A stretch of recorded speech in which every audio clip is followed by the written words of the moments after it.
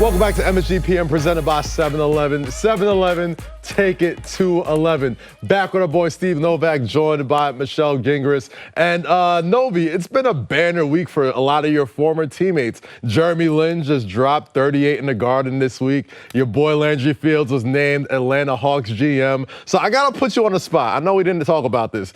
Do you have a favorite former Knicks teammate that just pops into your mind when you think about him? For me, it is a no-brainer. It really is Jeremy Lin, I think. Well, you see whose autograph I have behind me. As weird as that is, for some reason. Come on, man. You kidding me? You know what I'm saying? Novak, it's the big dog. Come on, man.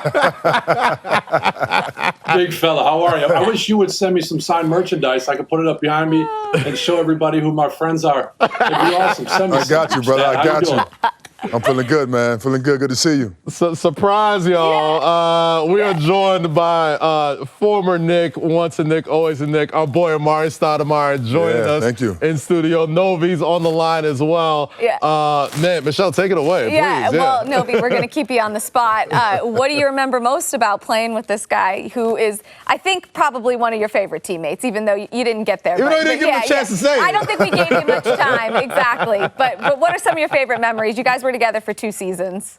We have so many great memories together, and I think the fact that we had such special groups, to be honest, when I think about Melo and Amar'e, I mean, those are the leaders of that group, and to be honest, to have watched Amar'e for so many years, the pick and roll he ran with Raymond Felton before I got there, and the teams he was on with Steve Nash, and really, I remember watching Amar'e when I was just a youngster, and he was in high school dunking on guys and thinking across the gym, thinking, who is that cat? And then being able to team up in New York together.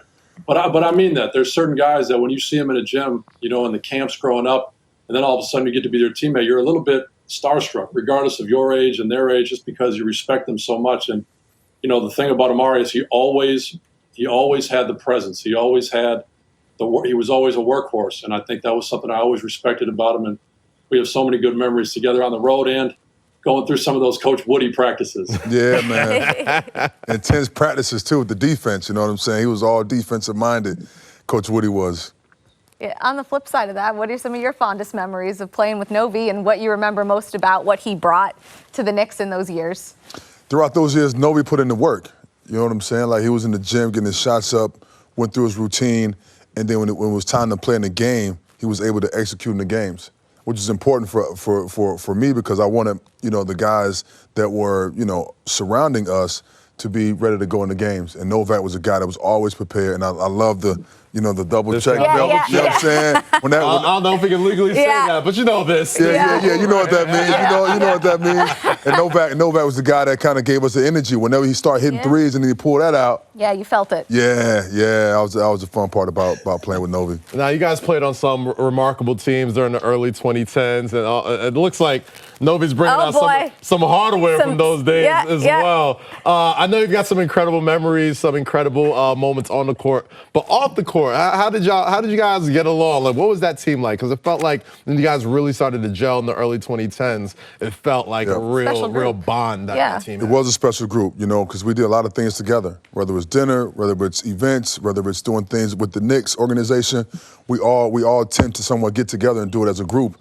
And when you're doing that as a group, a lot of us start to now build camaraderie with each other. And you start to know your teammates a little bit personally, which then now translate to the actual game because now you feel like this is family opposed to just a teammate. You know what I'm saying? Absolutely. Yep. Absolutely. Yeah. Now, I don't want to jump in real quick, but Novi, Amar'e, this week was the Tribeca Film Festival in New York City, and like I mentioned earlier, 38 at the Garden, a documentary on the one and only Jeremy Lin, premiered this week. Novi's other favorite teammate. Novi's other favorite teammate. I know we got some footage over there from the premiere. So let's check that out real quick.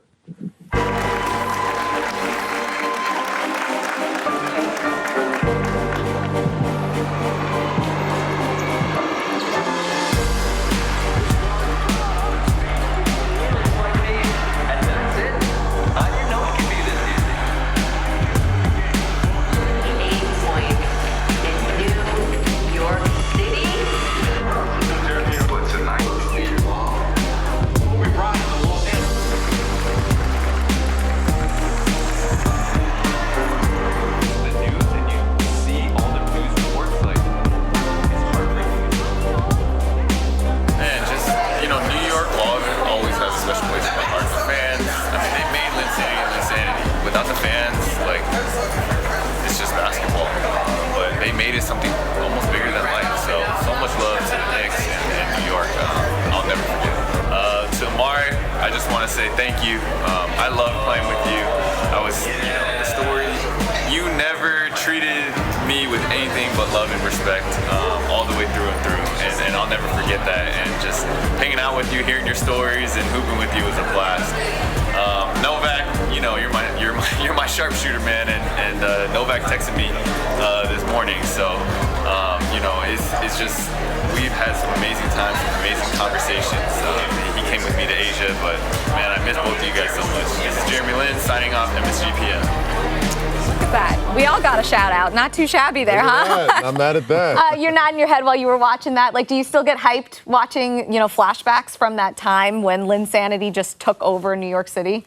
Yeah, what's interesting is because when we brought in Jeremy Lin, he was a player that we were trying to figure out, would he make the team? Is he going to stick around?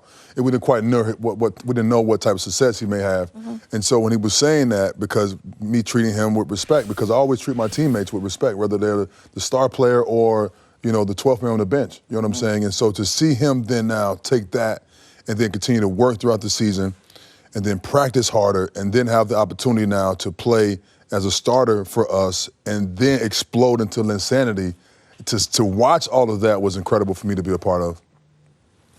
Novi, your thoughts on after seeing that clip and that text message that he tossed you before going to the premiere? Yeah, and honestly, seeing the clips from this time, it almost makes me emotional because it was, and Amar'e can attest this, it was a religious experience. It was things happening that you thought you were out of body at times because, Jeremy was a guy who wasn't drafted, who was about to be cut the day after he went off and had the game he had against Darren Williams, and at that time the New Jersey Nets. And so it just continued from there where he put 36 on the Lakers. And Kobe said he didn't know who Jeremy was right before the game. And then Jeremy went off, and then he continued to hit the game winner against Toronto. And he just kept thinking, like, this truly is one of the most special experiences we're ever going to possibly be able to go through. And it was, I think, fortunate for us that it happened and went on long enough that we truly got to enjoy parts of it. I feel like you go on a Final Four run or you win a championship, sometimes it goes too fast. But because it just continued to go on for so many games, you almost got to sit back and enjoy it just a little bit. And so, Jeremy's a really special guy, really unique. And the way he worked, like Amar'e said, and the fact that he believed in himself no matter what anybody else told him and no matter what he had or hadn't accomplished, I think just made his story so special. So I can't wait to see this entire documentary. No, but we can't forget, man, when Linsanity happened, bro, every restaurant, every bar was like, everything's in the house, guys. Come right on in, it's on us. And we took full advantage of it. Everyone's reaping the benefits. That's great. Hey, listen, like I tell anybody who wasn't in New York or didn't experience it, you just had to be there. It was very, very different in New York City.